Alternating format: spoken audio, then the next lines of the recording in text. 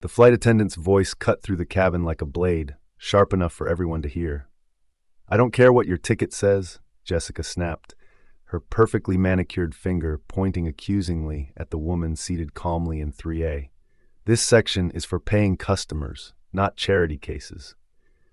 Her words dripped with venom as passengers turned to stare at the unfolding drama, their conversations dying to uncomfortable whispers. Dr. Patricia Monroe, a distinguished black woman in her mid-50s, with silver-streaked hair and intelligent brown eyes, looked up from her leather-bound book with the patience of someone who had weathered far worse storms. "I believe there's been a misunderstanding," she said quietly, her voice carrying the weight of years spent commanding courtrooms and making life-changing decisions. But Jessica wasn't listening. She never did when her mind was already made up. As we dive into this story, if you believe that respect should be given to everyone, regardless of their appearance or background, hit that subscribe button now and tell us where you're watching from. The morning sun gleamed off the pristine Boeing 777 as passengers boarded Flight 447 to Chicago, the aircraft representing everything luxurious about modern air travel. The plane gleamed under the morning sun, its sleek silver body reflecting the bustling activity of O'Hare International Airport. Inside the cabin was nothing short of impressive. Soft leather seats in rich navy blue, polished wood accents, and an atmosphere of refined elegance that made passengers feel they were part of something special. The first-class section boasted spacious seating, each chair wide enough to be comfortable for even the longest flights, with personal entertainment systems and premium amenities. Passengers moved through the jet bridge with purpose, their carry-on luggage rolling smoothly behind them as they were guided toward their designated seats. Business travelers checked their phones one last time before takeoff. Families settled children with coloring books and tablets, and frequent flyers moved with the practiced ease of those who knew exactly where they belonged. Among them was Dr. Patricia Monroe, a black woman whose very presence commanded attention even when she tried to blend in. Dressed in a simple but elegant black pantsuit that spoke of quality without ostentation, she carried herself with the quiet dignity of someone accustomed to respect, though she never demanded it. Her silver hair was pulled back in a neat bun, and she wore minimal jewelry, just a simple watch and small pearl earrings that hinted at refined taste without being flashy. Patricia had deliberately chosen casual attire for this particular flight. She was traveling incognito to observe her airline's service standards firsthand, conducting an unannounced evaluation that would determine the future of several crew members and potentially reshape training protocols across the entire fleet. As the head of the Federal Aviation Administration's Passenger Rights Division and a respected federal judge, Patricia had seen enough discrimination complaints cross her desk to warrant this personal investigation. Dr. Patricia Monroe steps into the first-class cabin, her measured movements and calm demeanor drawing subtle attention from other passengers. Her steps are confident, but not showy, her gaze sweeping the cabin briefly before she locates her assigned seat, 3A, by the window. Her destination isn't just another business trip. It's a crucial mission to evaluate the very standards of service that passengers trust when they fly. At the front of the cabin stood Jessica Palmer, the senior flight attendant, whose pristine uniform and perfectly styled blonde hair reflected her obsession with maintaining what she called proper standards. In her early 40s, Jessica prided herself on running what she considered the most disciplined cabin in the fleet. Her smile was practiced, her movements efficient, and her judgments unfortunately swift and often misguided. Jessica's welcoming tone shifts dramatically as she approaches Patricia, her warm professional demeanor cooling to something bordering on hostile. "Good morning," she says with a smile that doesn't reach her eyes, the warmth noticeably absent as she takes in Patricia's understated appearance. Behind Patricia, Mr. and Mrs. Chen, a retired couple in their 70s, settled into their seats with the ease of experienced travelers. Mrs. Chen clutched her small reading bag, already eager to continue the mystery novel she'd started in the terminal. Mr. Chen adjusted his reading glasses and opened his tablet to check the morning news, both of them dressed comfortably but nicely for their flight to visit grandchildren. Jessica's smile brightened considerably as she addressed the Chen couple. "Good morning, Mr. and Mrs. Chen. Wonderful to see you flying with us again today. Can I get you anything before we prepare for departure?" The contrast in her tone was stark and didn't go unnoticed by observant passengers nearby. Patricia glanced over her shoulder, immediately recognizing the differential treatment, but maintaining her calm composure. Her trained eye, honed by years of observing courtroom dynamics and human behavior, picked up on the subtle but significant change in Jessica's demeanor. This was exactly the kind of behavior that had prompted multiple complaints and this undercover evaluation. As other passengers continued boarding, Jessica moved through the cabin with practiced efficiency, her demeanor shifting like a chameleon based on her immediate assessment of each traveler. She offered bright smiles and warm greetings to well-dressed business travelers, was professionally courteous to families with young children, but noticeably cooler to anyone who didn't meet her unconscious standards of what a first-class passenger should look like. Have you ever been in a situation where you noticed someone being treated differently based on their appearance? Share your experience in the comments below, and don't forget to hit that subscribe button.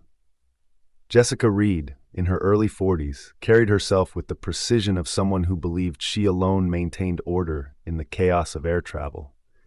Her pristine uniform was always perfectly pressed, her makeup flawlessly applied, and her blonde hair styled in a neat bun that never showed a strand out of place. To Jessica, appearances weren't just important, they were everything. They told her who deserved respect, who warranted attention, and who belonged in the premium sections of her aircraft. Jessica's eyes narrowed as she observed Patricia settling into seat 3A, something about the woman's understated presence bothering her on a level she couldn't quite articulate. It wasn't her clothes, which were clearly well made, or her behavior, which was impeccably polite. It was something deeper, an assumption that someone who looked like Patricia, with her simple styling and lack of obvious wealth displays, couldn't possibly afford or deserve a first-class seat. In Jessica's narrow worldview, first-class passengers should look the part. Designer handbags, expensive jewelry, clothes with visible luxury brand logos.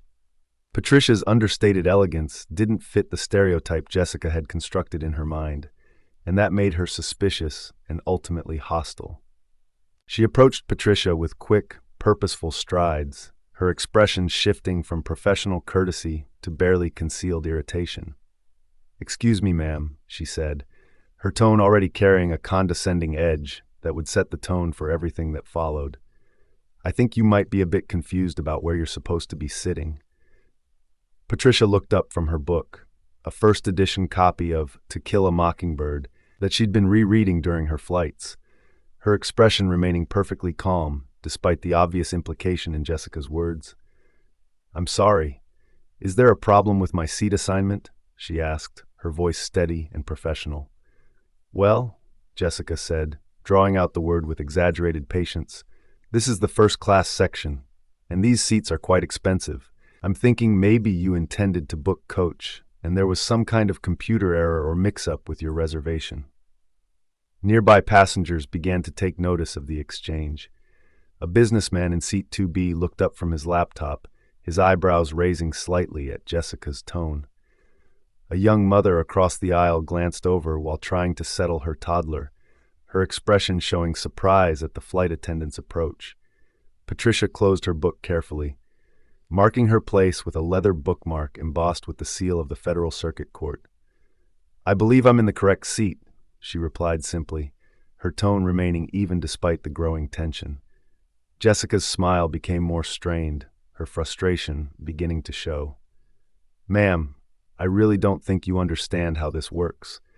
First-class tickets cost thousands of dollars. Maybe you should double-check your boarding pass because I'm quite sure there's been some kind of mistake." The implication hung in the air like smoke. Jessica was essentially saying that Patricia couldn't possibly afford to be where she was. Other passengers were now openly watching the exchange, some pulling out their phones to discreetly record what was clearly becoming an uncomfortable situation. Patricia remained seated, her posture straight but relaxed, her hands folded calmly in her lap. "I assure you, "There's no mistake on my part," she said, her voice carrying just a hint of the authority she wielded in federal courtrooms across the country. The tension builds. Jessica's professional facade began to crack as her assumptions were challenged. "Look, lady, I don't have time for games. Either you show me a valid first-class boarding pass, or I'll have to ask you to move to your correct seat. We have paying customers who need these seats." The businessman in 2B finally spoke up, his voice carrying a note of discomfort. "Excuse me, but couldn't this be resolved by simply checking her boarding pass instead of making assumptions?" Jessica whirled on him, her irritation now directed at anyone who dared question her authority. "Sir, I'd appreciate it if you didn't interfere with airline security procedures. I know how to do my job." "Security procedures?" Patricia repeated quietly, her legal mind immediately catching the escalation in Jessica's language. "Is that what you're calling this?" More passengers were now paying attention to the unfolding drama. The elderly Chen couple exchanged worried glances, clearly uncomfortable with the confrontation taking place just one row ahead of them. A young professional woman in seat 4A had her phone out, seemingly ready to document whatever happened next.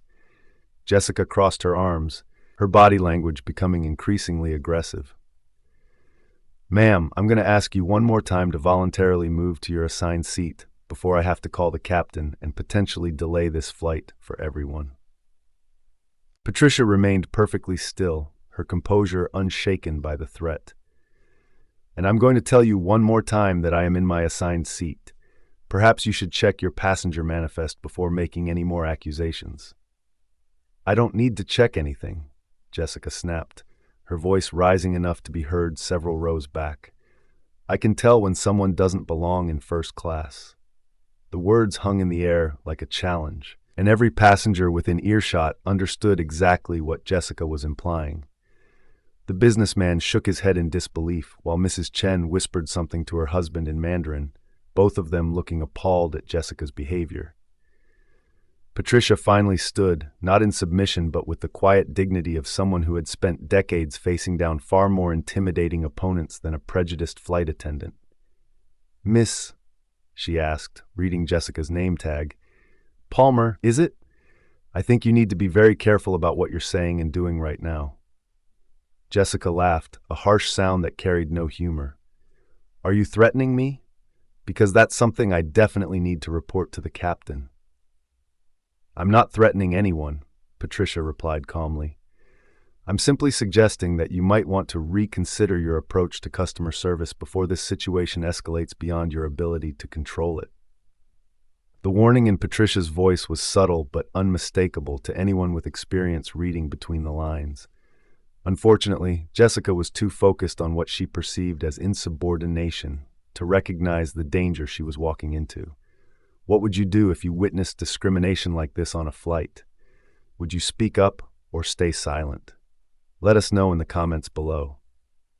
Marcus Rivera, a junior flight attendant in his mid-20s, had been watching the confrontation with growing discomfort from his position near the galley. Fresh out of flight attendant training and still idealistic about customer service, Marcus could see that Jessica was handling the situation all wrong, but he also knew the consequences of challenging a senior crew member's authority. Marcus approached cautiously, his training telling him to support his colleague while his conscience screamed that something was very wrong with this picture. "Jessica," he said quietly, "maybe we should just check the passenger list to clear this up quickly?" Jessica turned on him with surprising venom. "Marcus, I don't need a rookie telling me how to handle situations I've been dealing for 15 years. Go check on the passengers and coach, and let me handle first class." Marcus retreated, but not before catching Patricia's eye. In that brief moment, she saw something in his expression, an apology perhaps, or at least an acknowledgement that he knew this was wrong. She filed that observation away for later. Jessica returned her attention to Patricia, her frustration now boiling over into outright hostility. "I'm done being polite about this. You're going to move to your correct seat, or you're going to get off this plane. Those are your only options." Patricia remained standing, her presence somehow seeming to fill more space than her petite frame should have commanded. "Miss Palmer, I want you to think very carefully about what you're doing here. You're making assumptions about me based on nothing but your own biases, and you're doing it in front of witnesses. The only assumption I'm making, Jessica shot back, is that people should pay for the seats they want to sit in instead of trying to scam their way into upgrades. Gasps rippled through the nearby passengers at Jessica's blunt accusation. The businessman in 2B started to stand, clearly preparing to intervene, while the young mother across the aisle covered her mouth in shock at the flight attendant's unprofessional behavior. Patricia's eyes flashed with something that should have warned Jessica she was venturing into dangerous territory. "Scam?" she repeated, her voice carrying a new edge that made several passengers sit up straighter. "You think I'm running a scam? If it walks like a duck," Jessica said with a smirk, clearly pleased with what she thought was a clever comeback.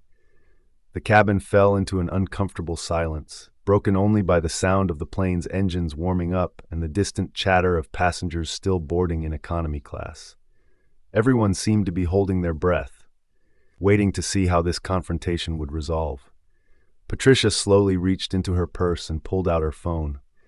Her movements were deliberate and unhurried, but there was something about the gesture that made Jessica suddenly nervous. "What are you doing?" Jessica demanded, her voice sharper than before. "Making a phone call," Patricia replied simply, beginning to dial a number. Jessica lunged forward and tried to grab the phone. "You can't make calls while we're preparing for takeoff. That's against FAA regulations."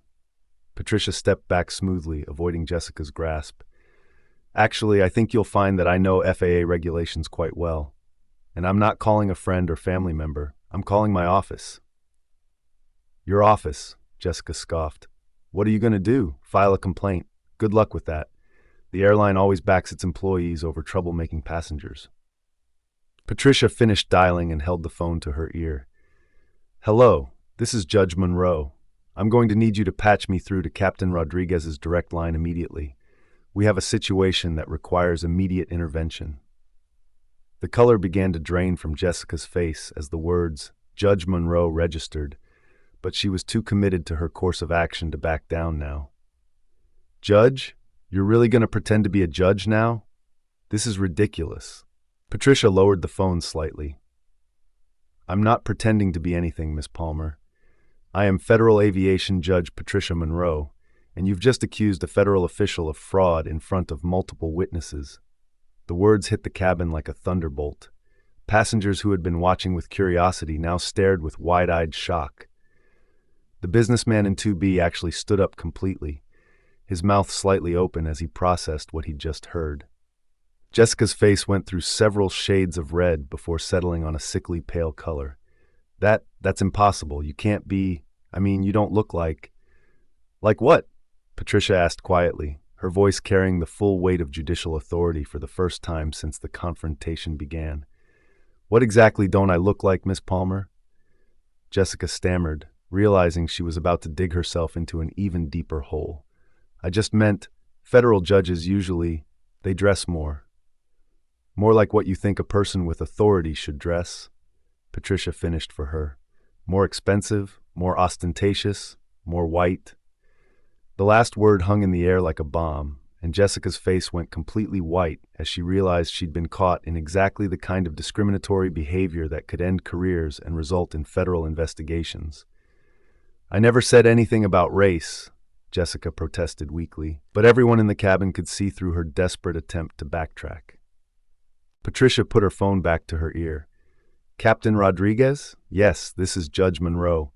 I'm conducting an unscheduled evaluation of crew performance on Flight 447, and I need you to come to the first-class cabin immediately. We have a situation that requires your direct intervention." She paused, listening to the captain's response, then continued, "No, this cannot wait until after takeoff. This is a federal discrimination matter, and it needs to be addressed before this aircraft moves an inch." Jessica looked around desperately, as if seeking support from the passengers who had been watching her humiliate someone she'd assumed was powerless.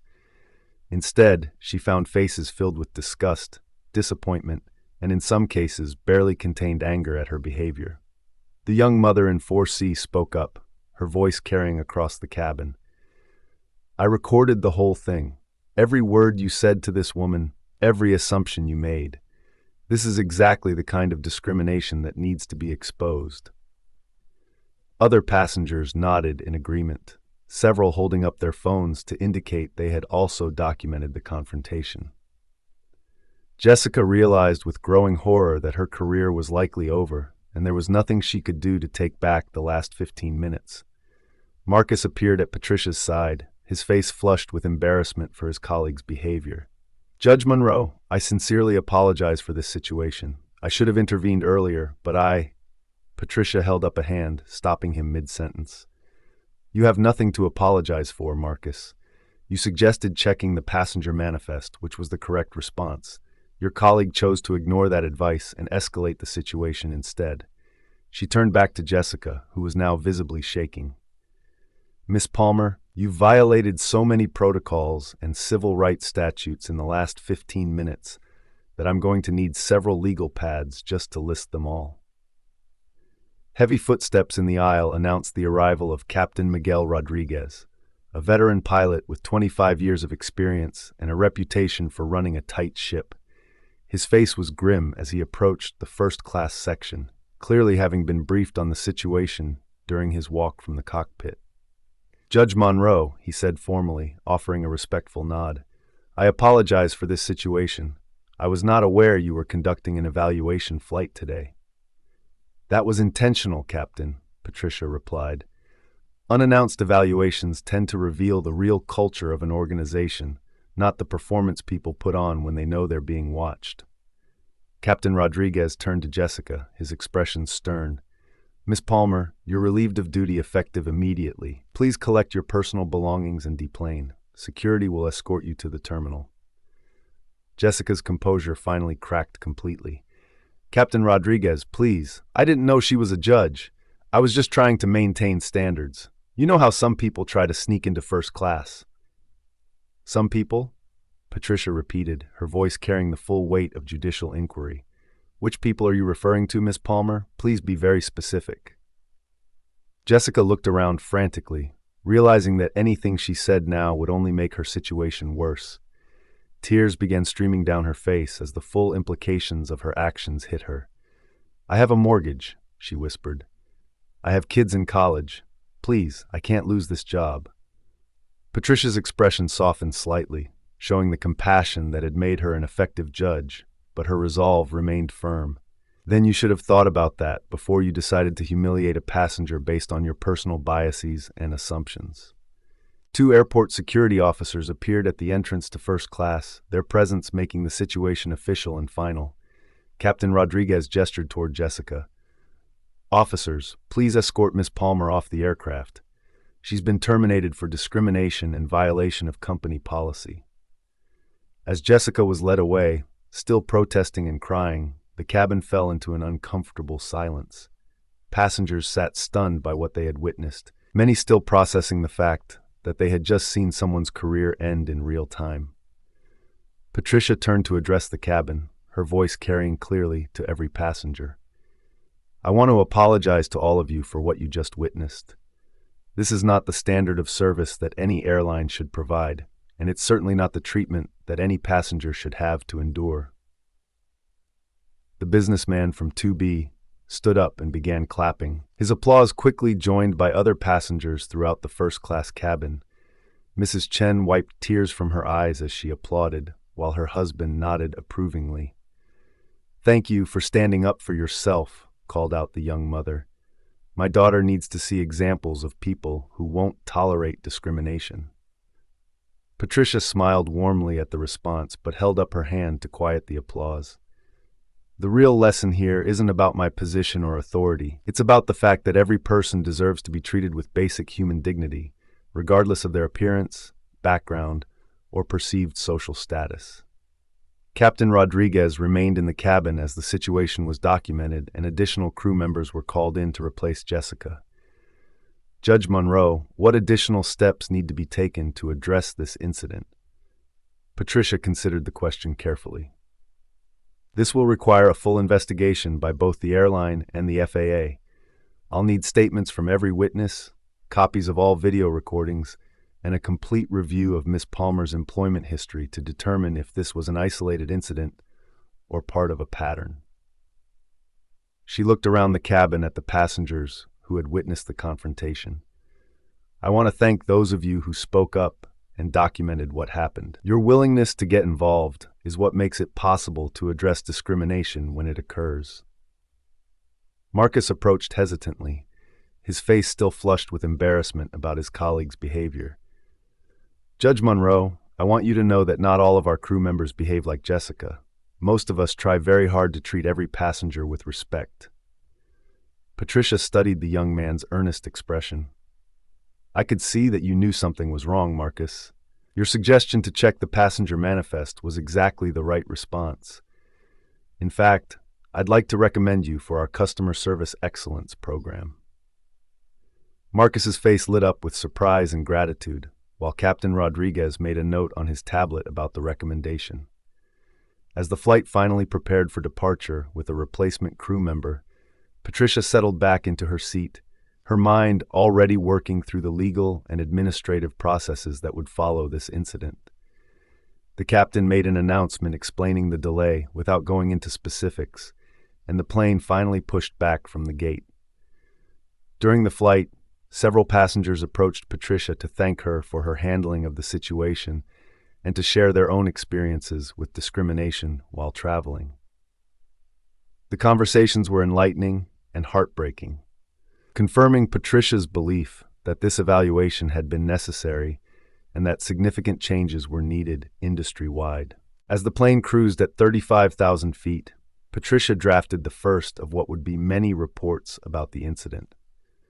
The discrimination she had experienced was unfortunately not unique, but her position gave her the power to create real change in response to it. Her phone buzzed with messages from colleagues who had heard about the incident through official channels. Word was spreading quickly through the aviation community, and Patricia knew that the case would become a landmark example of how discrimination complaints should be handled. The young mother from 4C approached during the beverage service, her toddler sleeping peacefully in her arms. Judge Monroe, I wanted to thank you again for what you did back there. I've experienced similar treatment while traveling, but I never had the courage or authority to stand up like you did. Patricia smiled warmly. You have more power than you think. Your willingness to record the incident and speak up was crucial to ensuring accountability. Never underestimate the impact of being a witness to discrimination. Several other passengers shared similar stories during the flight, creating an impromptu support group in the first-class cabin. The businessman from 2B revealed that he had often witnessed discriminatory treatment of other passengers, but had never known how to intervene effectively. I always felt like it wasn't my place to get involved, he admitted. But watching you handle that situation showed me that silence in the face of discrimination is really just complicity. Patricia nodded approvingly. That's exactly right. Discrimination thrives in environments where people feel they can't or shouldn't speak up. Every witness who stays silent gives discriminatory behavior more power. By the time the flight landed in Chicago, news of the incident had already begun spreading on social media. Passengers had shared their videos and accounts of what had happened, and the story was gaining traction among aviation industry publications and civil rights organizations. Patricia's phone was buzzing constantly with interview requests from reporters, but she decided to handle the media response carefully and strategically. This incident could become a powerful teaching moment if handled correctly, but it could also be sensationalized in ways that would distract from the real issues. At the gate, she was met by FBI agents who were beginning their own investigation into the incident, as discrimination by federally regulated transportation providers falls under federal civil rights statutes. Patricia provided them with her initial statement and the contact information for passenger witnesses. Captain Rodriguez approached as she prepared to leave the plane. Judge Monroe, I want you to know that this incident will result in comprehensive changes to our training programs and evaluation procedures. What happened today was completely unacceptable. I'm glad to hear that, Captain, Patricia replied, but I want to see concrete proposals for change, not just promises. This evaluation revealed systemic problems that require systemic solutions. Over the following days, the investigation into Jessica Palmer's behavior revealed that the discrimination Patricia experienced was not an isolated incident. Review of previous complaints showed a pattern of differential treatment based on passengers' appearance and perceived social status. Several other passengers came forward with similar stories about Jessica's behavior on previous flights. A young black professional described being questioned about whether he was in the correct seat despite having a valid first-class ticket. An elderly Latino man recounted being treated dismissively while passengers of other backgrounds received warm, professional service. The airline's Human Resources Department discovered that Jessica had received multiple informal complaints about her attitude and behavior, but these had never been properly documented or addressed. The systemic failure to address known problems had allowed discriminatory behavior to continue unchecked.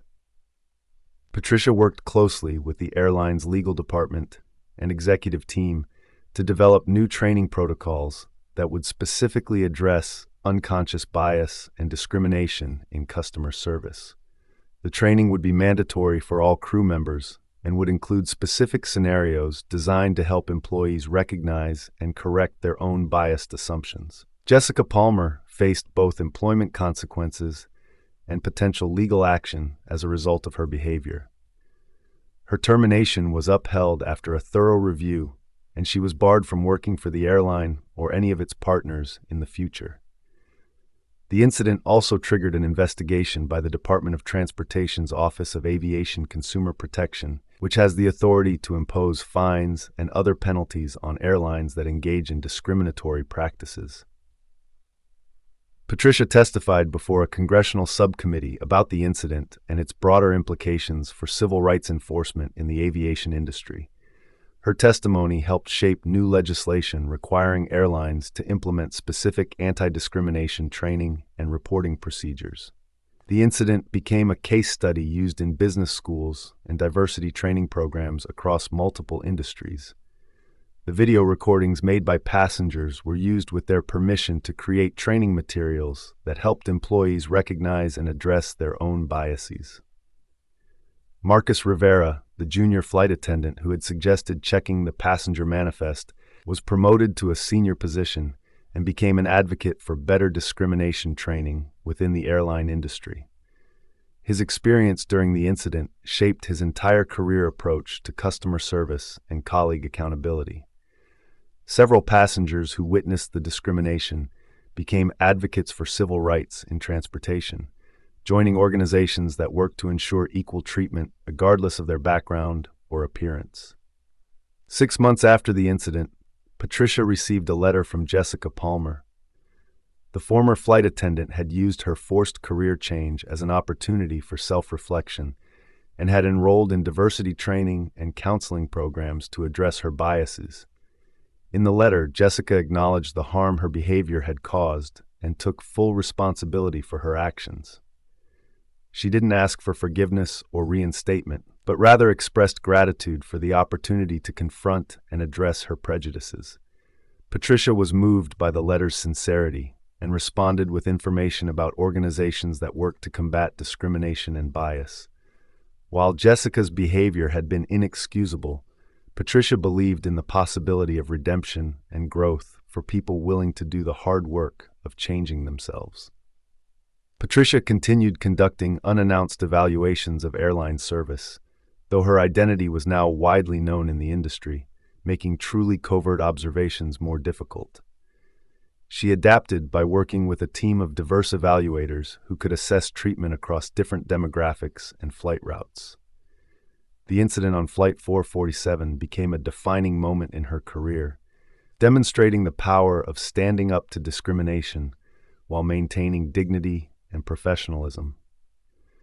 It also showed how individual acts of courage could create systemic change when supported by institutional commitment to improvement. Years later, when speaking to groups of young professionals and students, Patricia often referenced the flight attendant incident as an example of how anyone could make a difference by refusing to accept discriminatory treatment and by speaking up when they witnessed it happening to others.